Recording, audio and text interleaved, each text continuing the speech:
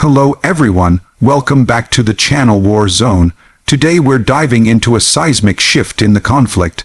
Belarus has just shifted the balance of the Ukraine war. I'll walk you through how this move alters the dynamics on the ground, what it means strategically, and why this matters to the broader geopolitical picture. Let's start with the exterior. Picture the landscape of northeastern Ukraine, the long border with Belarus, the open plains and marshlands that historically have served as avenues for movement of forces. When Belarus adjusts its posture, whether by deploying forces, allowing transit, or changing its rules of engagement, the exterior terrain becomes active in a way it hasn't been for years. That long, roughly 1,084 km border between Belarus and Ukraine is a key strategic weak spot. For the invading side, a friendly Belarus opens routes for logistics, staging, air and missile launches.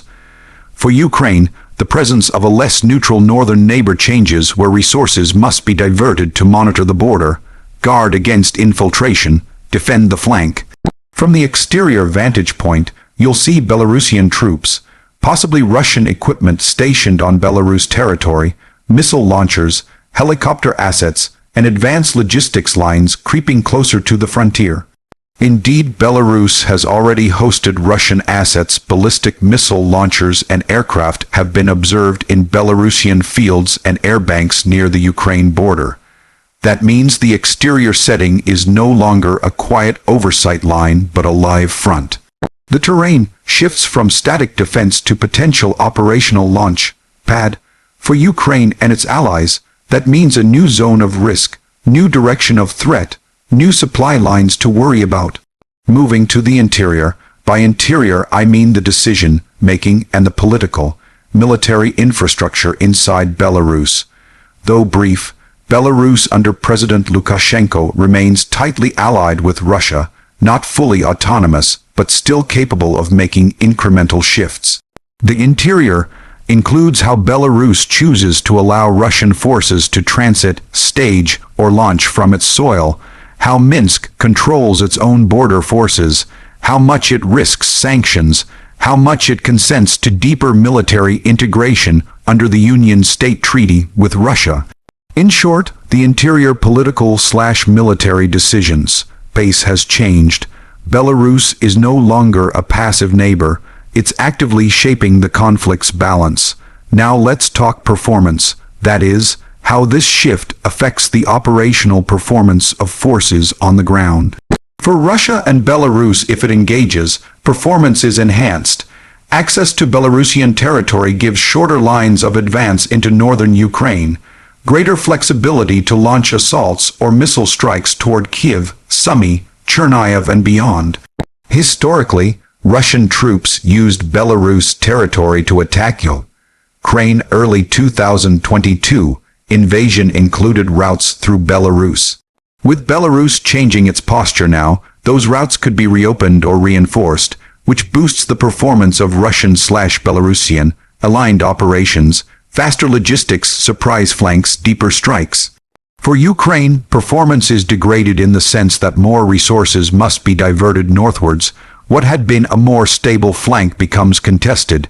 Defense resources, air defense, surveillance, troop deployments must shift. Ukraine's ability to concentrate forces elsewhere may be constrained because of the threat from Belarus. Also, the morale and intelligence challenge increases when a previously neutral border becomes active. On the defense side, Ukraine and its allies, performance-wise it means more complexity.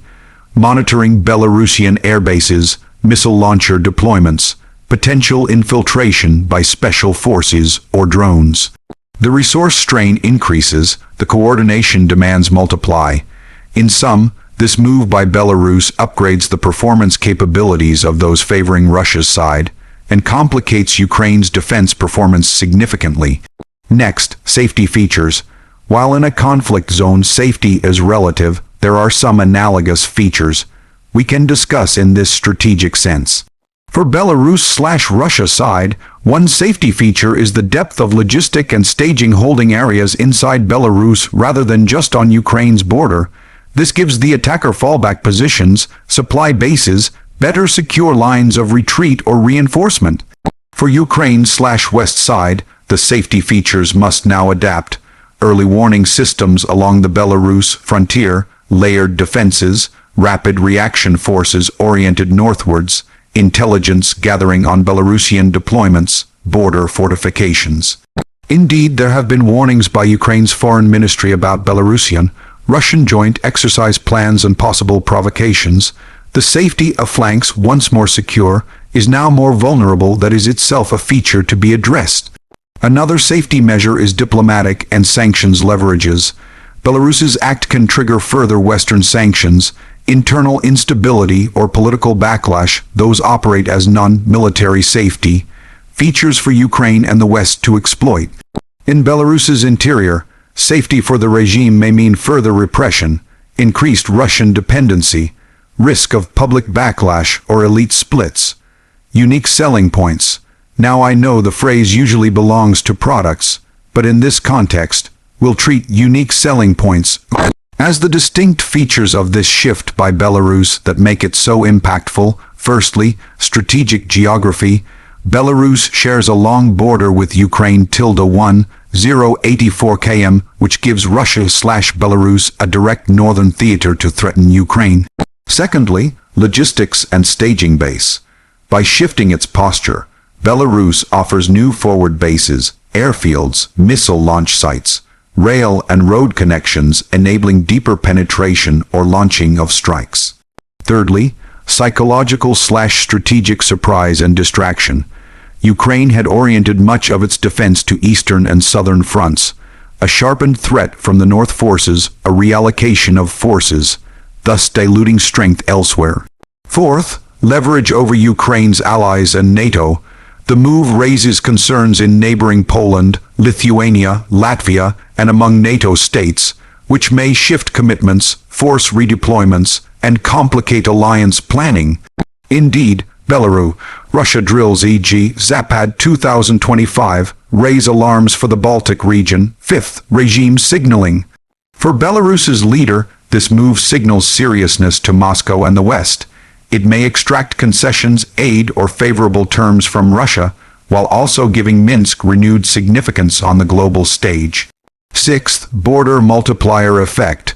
When a new front activates Belarus-Ukraine border, it doesn't just add one theater, it multiplies defenses, surveillance requirements, supply chain length, and reaction times for Ukraine, decreasing its margin of maneuver. Now let's talk price, not in dollars but cost, consequences, risks. For Belarus the cost is high. Militarily deploying or hosting forces increases risk of sanctions, casualties, domestic unrest. It may be drawn more directly into the war, lose neutrality, or be treated as a combatant, which could bring reprisals. Politically, the price is increased dependence on Russia and less mobility in diplomacy. For Ukraine, the cost is diversion of resources, potential losses in its northern sectors, and more complex frontline management. For the wider international community, the cost is escalated risk of wider war, more strain on NATO, potential nuclear escalations given Belarus's hosting of Russian missile assets.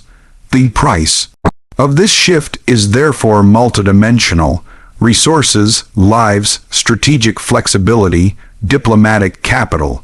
In conclusion, what we're seeing is a pivotal moment. Belarus's decision to shift its posture in the Ukraine war is more than a tactical move. It redefines zones of operation, alters strategic calculations, and forces all parties to adjust. Ukraine must now guard its northern flank more seriously. Russia and Belarus gain increased strategic depth and flexibility. NATO and Ukraine's allies must factor in new threat vectors and adjust commitments. The dynamic of the war changes, static fronts become mobile again, surprise becomes possible, and the balance of power is shaken. For viewers, keep a close eye on indicators of Belarusian activity: increased rail traffic toward Ukraine, missile launchers appearing near the border, Belarus-Russia joint exercises, changes in air defense posture. Also watch diplomatic signals, how the West reacts to Belarus's shift, economic responses, sanctions, threats, or incentives. If you're covering this story in shorter clips or posts, emphasize Belarus has opened a new front, The northern frontier is alive again. Ukraine's flank is no longer quiet, and the balance of power may tilt.